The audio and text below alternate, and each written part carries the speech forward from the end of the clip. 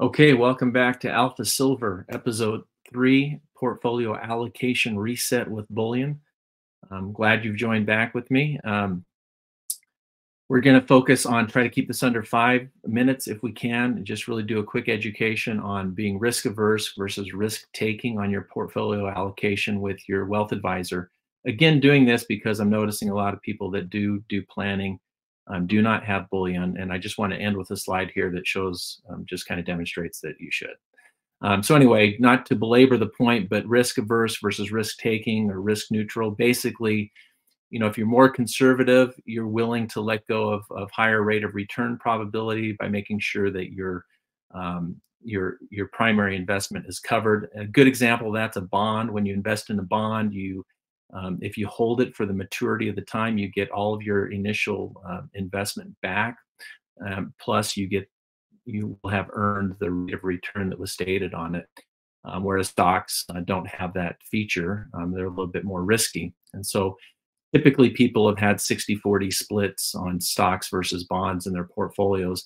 Bonds last year had their worst year ever. And because we have an inverted yield curve, we still have issues in regard to investing in that area. And then stocks are really being held up and lifted by really the Magnificent Seven. So this is why I think it's so important to have some bullion. And one of the main points I want to make in this slide is if the central banks and sovereign nations are investing in bullion, we should be asking ourselves in our households, why aren't we? Or why are they? And so just a real simple balance sheet discussion. If a bank has $1 billion of real estate in their portfolio, let's say a central bank, and that were to go take a 50% hit, it goes down to 500 million. Well, a way for them and what they're doing, and if anybody can go research this, is they are purchasing more gold than they have in the past and loading that up. So if they take 100%, or that 100 billion, and they put 10 billion of it in gold, if gold were to make a significant run over the long term, which I will show slides on this podcast in time, where the next decade is really a bull market for the metals. If you're looking at a 5x gain on a metal, that would make your balance sheet totally equal if you were to take a real estate hit of 50% on your assets. So you'd still be solvent as a bank, as a central bank, and you'd still be able to maintain going forward. In the worst case of a deflationary stance, because of fiat money, if we do not have inflation, the whole system breaks. So, they try to manage against hyperinflation and then deflation. That's why they try to peg kind of a 2% inflation rate, because wages for the last 40 years have not kept up with the CPI, which means that we buy less and less over time. It's harder to make the same amount of money in real terms to buy the real things that we want. It's become more difficult. So they try to maintain just that 2%, but that's why we all notice when inflation rates spike above that, and that's why they raise the federal fund rates to try to stop that from happening. But if the opposite were to happen, if we go into a deflationary period, what would most likely happen, economists go over, is that the price of all other assets would probably precipitously fall way faster than the metals. So the metals might come down in prices too, but your buying power would still be stronger by having some. Because it will fall far less, which means the ratio of what you can buy with metal will still be greater and advantageous for holding some. And that's why I have this podcast, to try to educate people on that. And I'm not trying to say put all of your eggs in one basket. I'm trying to say just go per the standard, what is out there by wealth advisors today, which is 2 to 5%, and at least have that, because I'm finding people who don't have any.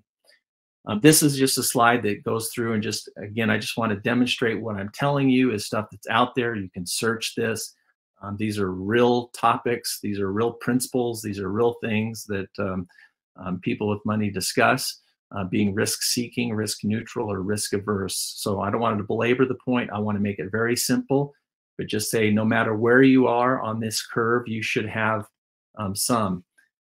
And sometimes it's not very complex, but I think we tend to make things in industries very complex, so that we become dependent on that.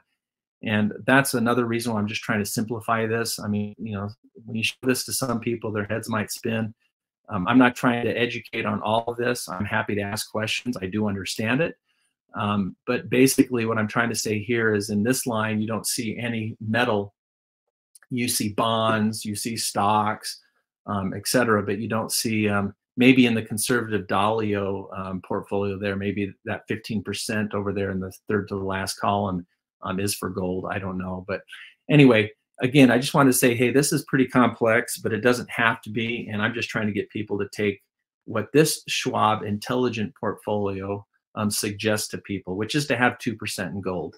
And I would say 5% at a minimum. So basically what that means is, hey, if your net worth, if you take all of your assets that you own and what's in your bank account, stocks, equity in your home, et cetera, and you line that up against your liabilities, let's say that let's say your net worth is $500,000. Well, if you have 10% in gold, that would be $50,000. You have 5%, that would be $25,000 in gold. If you have 2%, now we're down to like 11 to $12,000 in gold, and or silver. And so that's kind of what I'm getting people to look at is to think and consider about having that. So in some of the upcoming episodes, we'll go into how do you buy that, where do I put it, and address things like that. So hopefully, again, this is fun and informative, as I promised it would be. And I look forward to you hopefully share, and subscribing this. Help me meet my goal of getting out there and educating the millennials and people that run their households and want to ensure that they're preserving their wealth.